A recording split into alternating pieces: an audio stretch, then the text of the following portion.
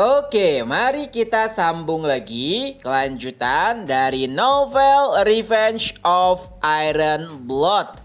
Keesokan harinya, 10 besar pun dijadwalkan untuk mendapatkan sebuah penghargaan. Para siswa-siswi yang berpartisipasi dalam kompetisi ikut serta dalam upacara penghargaan tersebut, dan satu persatu dari 10 besar pun memasuki aula. Hingga saat waktunya fikir tiba, siswi dari Akademi Themyscira pun bersorak-sorai. Ya, nampaknya kini seluruh siswi Akademi Themyscira sangat mengidolakan Fikir. Mereka menjadi sangat tergila-gila dengan apapun yang dilakukan oleh Fikir.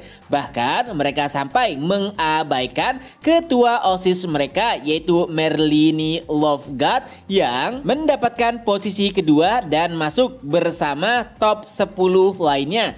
Tapi Loveguard sama sekali tidak mempermasalahkan apa yang dilakukan oleh murid-murid akademinya, karena ternyata Loveguard juga merupakan salah satu murid yang mengidolakan Fikir. Tapi yang lebih penting adalah saat ini ia berdiri tepat di samping Fikir, jadi ia bisa menggoda Fikir secara langsung. Merlini pun berbisik kepada Fikir, "Apakah kau tahu aku baru saja membuat klub fans yang mengidolakanmu?" Tapi nampaknya Fikir sama sekali tidak terlalu peduli dengan ocehan Merlini, karena yang terpenting baginya adalah tinggal satu langkah lagi untuk mendapatkan artefak yang juga adalah tubuh asli dari salah satu Ten Corps, yaitu Dekarabia. Nah, walaupun Fikir tidak terlalu peduli, tapi tidak dengan siswi dari Akademi Themyscira. Mereka nampaknya sangat iri dengan apa yang dilakukan oleh ketua OSIS mereka.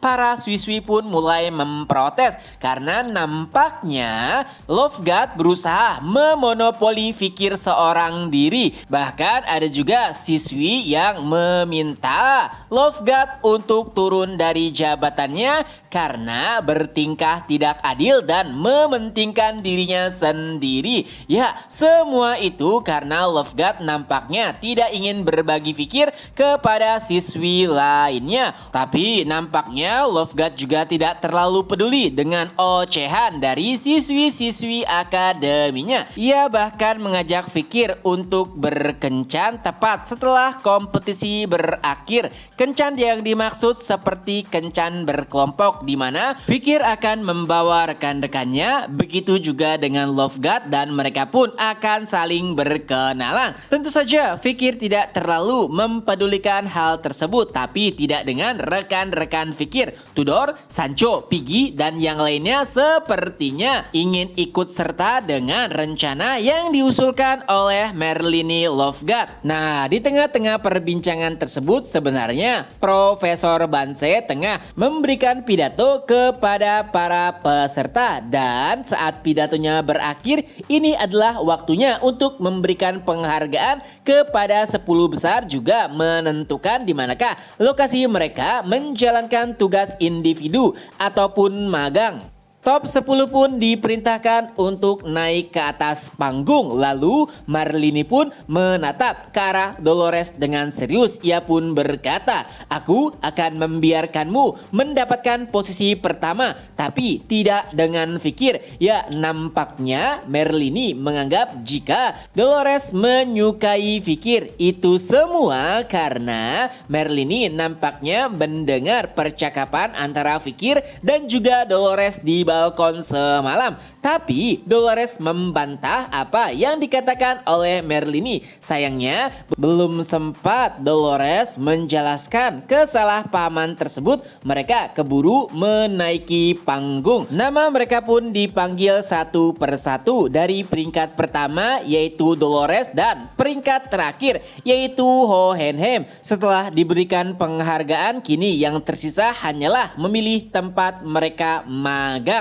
Nah, Setiap orang pun mengambil satu gulungan lalu membukanya. Tentu saja tempat mereka magang adalah tempat yang tidak terafiliasi dengan keluarga mereka. Sebagai contoh, Sinclair mendapatkan tempat di keluarga Quo Vadis seperti apa yang ia inginkan. Di dalam gulungan tersebut juga terdapat rincian tugas yang diberikan keluarga Quo Vadis kepada Sinclair beserta tingkat kesulitannya. Keluarga Quo Vadis memiliki tingkat kesulitan 3,5 poin. Lalu Dolores mendapatkan tempat di keluarga Bourgeois yang memiliki tingkat kesulitan 4 bintang. Setiap murid kini telah mendapatkan tempat magang mereka masing-masing. Tapi saat Fikir membaca gulungannya, setiap orang nampaknya sangat terkejut karena tempat yang didapat Fikir adalah tempat yang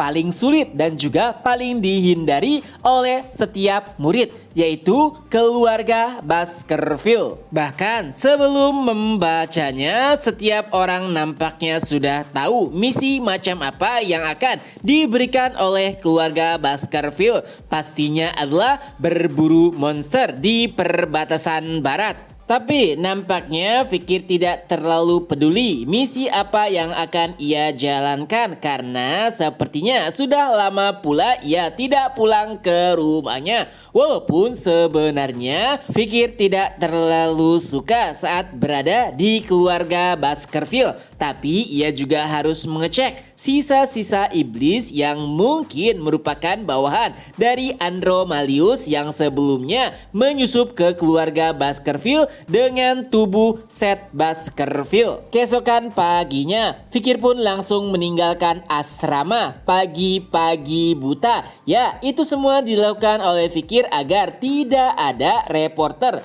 ataupun para wartawan yang mengikutinya. Nah, saat 10 besar menjalankan misi, nampaknya para wartawan sangat tertarik dengan misi tersebut sehingga mereka pun mulai mengikuti 10 besar. Fikir yang mengetahui hal tersebut langsung bergerak dengan cepat dengan rute yang telah ia persiapkan agar tidak ada seorang pun yang menyadari kepergiannya. Sesampainya di stasiun, Fikir pun bisa melihat sosok yang ia kenal, yaitu Sinclair. Nampaknya tujuannya adalah wilayah bagian timur, di mana satu-satunya keluarga yang ada di sana adalah keluarga Quo Vadis. Fikir juga sudah bisa menebak kira-kira misi macam apa yang diberikan keluarga Quo Vadis kepada Sinclair. Tapi pertanyaannya, untuk apa Sinclair pergi pagi-pagi buta ke wilayah timur? Tapi sayangnya Fikir tidak ingin tahu rahasia macam apa yang disembunyikan oleh Sinclair.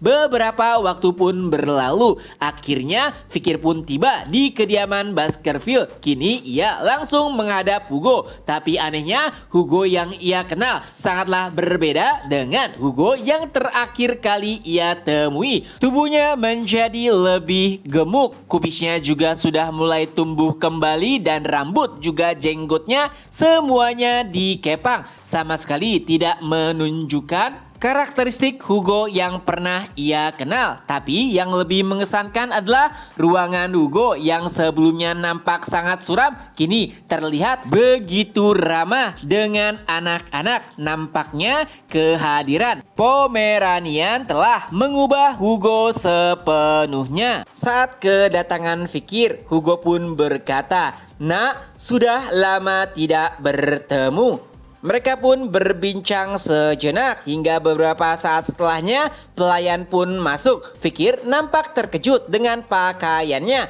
karena si pelayan menggunakan kostum sapi. Melihat ekspresi Fikir, Hugo pun menjelaskan situasi yang terjadi yang mana semua itu berkaitan dengan Pomeranian. Akhir-akhir ini cucu tercintanya sudah tidak mau tersenyum lagi. Padahal sudah banyak yang dilakukan oleh Hugo, tapi hasilnya sia-sia. Ia bahkan sampai memanggil dokter-dokter hebat dari perbatasan barat. Tapi para dokter mengatakan jika Pomeranian tidak terkena penyakit apapun dan itu membuat Hugo semakin kesal. Karena jika cucunya benar tidak apa-apa, kenapa ia sudah tidak pernah tersenyum lagi? Padahal dahulu saat memainkan jenggotnya saja Pomeranian bisa tertawa dengan mudah. Fikir hanya terdiam saat mendengar perkataan dari Hugo. Tapi yang lebih mengejutkan adalah